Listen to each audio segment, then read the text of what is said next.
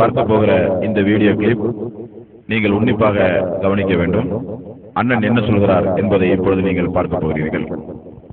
நாட்டுடைய மாவட்டத்தின் நிர்வாகிகளாக இருக்கக்கூடிய பலர் நல்லா தெரிஞ்சுக்கிறங்க. இவங்க கையில பள்ளிவாச போனா, நான் சட்ட ரீதியா உள்ள விஷயத்துக்கு அப்புறம் வர்றேன். இவங்க கையில பள்ளிவாச போனா அது என்ன கதிக்கு ஆளாகும் அவங்களுக்கு தெரியாது. பள்ளிவாசலை பற்றி அதனை புனிதம் அதெல்லாம் யாருக்கு வழங்காது. அதாவது இப்பொழுது பார்த்த இந்த வீடியோ கிளிப்பில் பிஜே அவர்கள் என்ன சொல்கிறார்கள் என்றால், இவர்களுடைய கையில் நிர்வாகம் போகுமேயானால் அந்த பள்ளி எந்த அளவுக்கு முறைகேடாக நடத்தப்படும் என்பதையும், அடுத்து நீங்கள் பார்த்த வீடியோ கிளிப்பில் தொழுகையினுடைய மகத்துவம், தொழுகையினுடைய புனிதத்தன்மை எல்லாம் இவர்களுக்கு தெரியாது என்றும் கூறியிருக்கிறார். அப்படியானால் டிஎன்டிஜே என்பதை தவிர வேறு யாருக்கும் பள்ளியினுடைய நிர்வாக திறமையோ, பள்ளியினுடைய மகத்துவமோ, தொழுகை போன்ற இபாதத்துகளுடைய நன்மைகளோ, அதனுடைய புனிதத்தன்மையோ தெரியாது. தங்களுக்கு மட்டும்தான் அந்த புனிதத்தன்மையை பேண முடியும் என்று சொல்லி முடிக்கிறார். அதே நேரத்தில் மஸ்ஜித் முபாரக் பள்ளி வாயில் முழுக்க ஜம்மியத் அஹ்லுல் குர்ஆன் ஹதீஸ் அமைப்புக்கு சொந்தமானது என்று உரிமையில் நீதிமன்றத்தின் மூலம் தீர்ப்பு வந்த பிறகு அந்த பள்ளி வாயிலில் நம்முடைய ஜம்மியத் அஹ்லுல் குர்ஆன் ஹதீஸுடைய இமாம் அப்துல்லா உமரி அவர்கள் தொழுகை நடத்தி ஃபஜ்ருடைய நேரத்தில் இமாம் ஜமாத்தோடு தொழுகை நடத்தும் பொழுது அந்த தொழுகையில் பங்கு கொண்டு இபாதத்தை பேணக்கூடியவர்களுடைய உண்மை லட்சணத்தை இப்பொழுது நீங்கள் பார்க்கிறீர்கள். நீதிமன்ற தீர்ப்புக்கு பிறகு கடையனூர் மஸ்ஜித் முபாரக் பள்ளியில் இஸ்லாமியர்கள் எல்லாம் ஃபஜ்ர் தொழுகைக்காக வேண்டி அமர்ந்து கொண்டிருக்கிற காட்சி இப்பொழுது நீங்கள் பார்த்துக் கொண்டிருக்கிறீர்கள். முதல் சஃபிலே தக்பீர் கட்டி தொழுது கொண்டிருப்பவர் சைஃபுல்லா ஹாஜாவுடைய அண்ணன் ஷேகனா என்பவர்.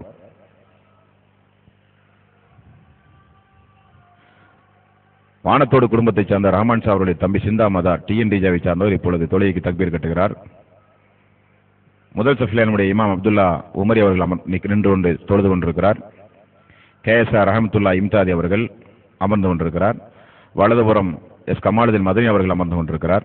இப்படியாக தொழுகை ஆரம்பமாக போகிற இந்த நிலையில் சைஃபுல்லா ஹாஜா அவர்கள் வருகிறார். பின்னால் இடமிருந்தும் வேண்டுமென்றே கண்ணாடியை கலட்டி முதல் சஃபிலே தொழாமல் அமர்கிறார்.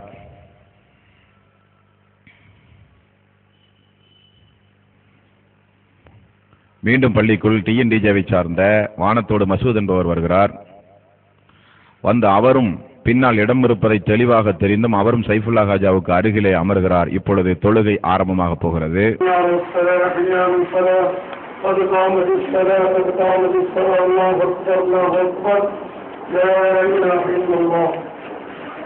இக்காமத் முடிந்துவிட்டது. இப்பொழுது ஜமாத் ஆரம்பமாக போகிறது.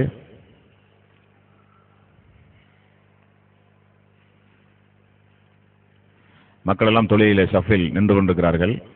இமாம் தக்பீர் கட்டிவிட்டார். இருப்பினும் இந்த முதல் சஃபில் பின்னால் ஒருவர் திரும்பி பார்க்கிற சகோதரருக்கு பின்னால் அண்ணாவி அப்துல் ஹமீத் என்பவர் அமர்ந்து கொண்டு தொழுகைக்கு இடையூறு செய்கிற காரணத்தால் சிறிய ஒரு சலசலப்பு சஃபில் ஏற்படுகிறது. ஏன் அமர்ந்து கொண்டிருக்கிறீர்கள் தொழுகைக்கு இடையூறாக? பின்னாலோ அல்லது வெளியே நின்று தொழுகை முடிந்தவுடன் வர வேண்டியதானே என்று கூறுகிறார். இருப்பினும் அவர் வெளியே வர மறுத்து உள்ளே அமர்கிறார். அண்ணாவி அப்துல் ஹமீத் என்பவர். ஷேகனா தொழுது கொண்டிருக்கிறார். சைஃபுல்லா ஹாஜாவுடைய அண்ணன் முதல் சஃபில். ஜமாத் நடந்து கொண்டிருக்கிறது. பின்னால் வருகிறார் ஒரு சகோதரர். அவர் சஃபில் இருக்கும் பொழுது அங்கே ஒரு சிறிய ஒரு சகோதரர் அமர்ந்து கொண்டிருக்கிறார். அவரை மாறி அமருமாறு கூறுகிறார். ஆனால் அண்ணாவி அப்துல் ஹமீத் அதை மறுக்கிறார். வந்த சகோதரருக்கு முன்னால் அமர்ந்து கொண்டு தொழுகிறார் சகோதரர் வானத்தோடு குடும்பத்தை சார்ந்த ரஹ்மான் ஷா அவருடைய தம்பி சிந்தா மதார் தொழுது கொண்டிருக்கிறார். இமாம் ஜமாத் நடந்து கொண்டிருக்கிறது.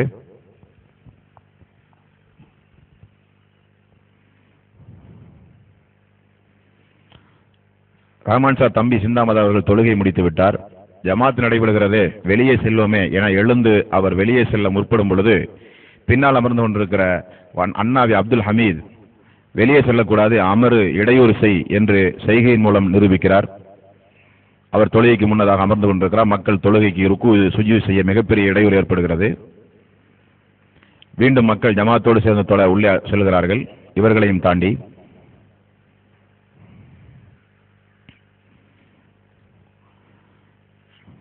இருப்பினும் வானத்தோடு ரஹ்மான் ஷா அவருடைய தம்பி சிந்தா மதாருக்கு மனம் இடம் கொடுக்காத காரணத்தினால் அவர் தொழுகை நடந்து கொண்டிருக்கும் போது வெளியே எழுந்து செல்லும் காட்சியை இப்பொழுது நீங்கள் பார்க்க போகிறீர்கள்.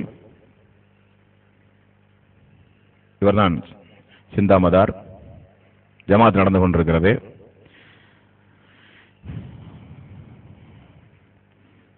முன்சஃபில் சைஃபுல்லா ஹாஜாவுடைய அண்ணன் சேகனா, வானத்தோடு மசூத், SSU சைஃபுல்லா ஹாஜா மூன்று இருக்கிறார்கள். சேகனா தொழுகை முடிந்தவுடன் மீண்டும் நெருக்கமாக இமாமுக்கு இடையூறு செய்யும் விதமாக வலது பக்கம் நெருக்கமாக அமர்கிறார். சைஃபுல்லா ஹாஜா அமர்ந்து கொண்டிருக்கிறார். மார்க்க அறிஞராக இருந்தும் இப்படிப்பட்ட முறைகேடான காரியங்களில் ஈடுபட்டுக் கொண்டிருக்கிறார்.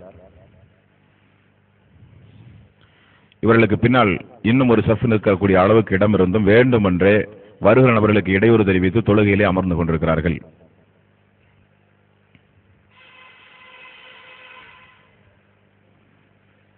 இமாம் ஜமாத் நடந்து கொண்டிருக்கிறது.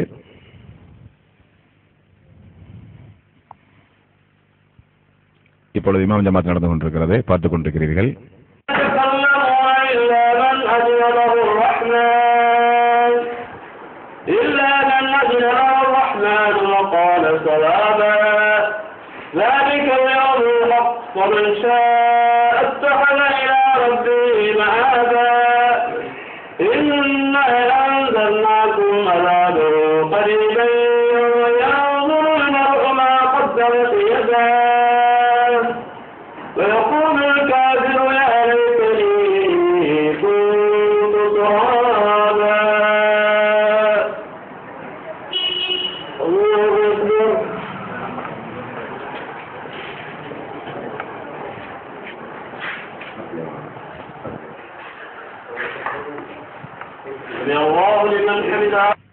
இப்பொழுது நீங்கள் இதுவரை பார்த்தது இமாம் ஜமாத்தோடு அப்துல்லா உமரி அவர்கள் தொழுகை நடத்த மக்கள் பின்னால் நின்று தொழுது கொண்டிருந்த காட்சியை நீங்கள் பார்த்தீர்கள்.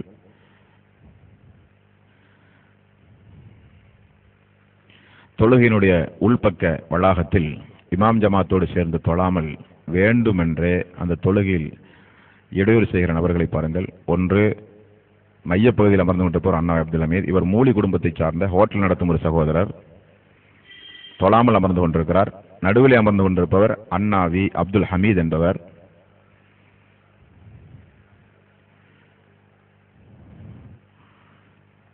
முதல் ரக்காத்து முடிந்தும் மூவரும் ஜமாத்தில் கலந்து கொள்ளாமல் அமர்ந்து கொண்டிருப்பதை மீண்டும் ஒரு முறை உங்களுடைய பார்வைக்கு நாங்கள் இந்த காட்சியை அன்பளிப்பாக சமர்ப்பிக்கிறோம்.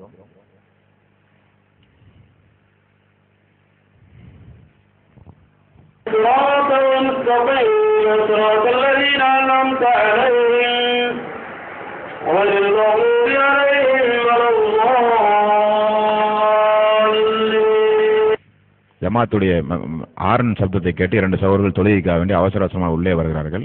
ஆனால் மூவரும் அமர்ந்து உள்ளே இடமில்லை, வெளியே போங்கள் என்று துரத்துகிறார்.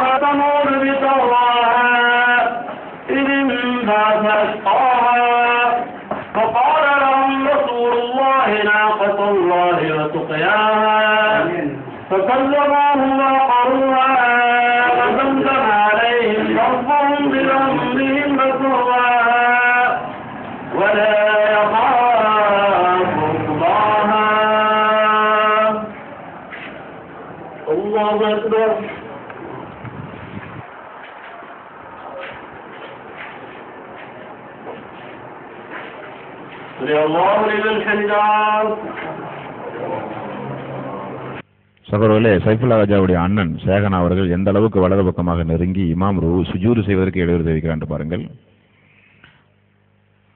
மக்கள் சுஜூதில் இருக்கும்போது இருவரும் அண்ணாவி அப்துல் ஹமீத் இருக்கிறார். இமாம் சுஜூதுக்கு செல்கிறார். சுஜூதிலிருந்து இமாம் தலையை உயர்த்த எந்த அளவுக்கு சிரமப்படுகிறார் என்று பாருங்கள். கவனியுங்கள், இந்த அளவுக்கு இடையூறு செய்கிறார்கள் தொழுகையிலே.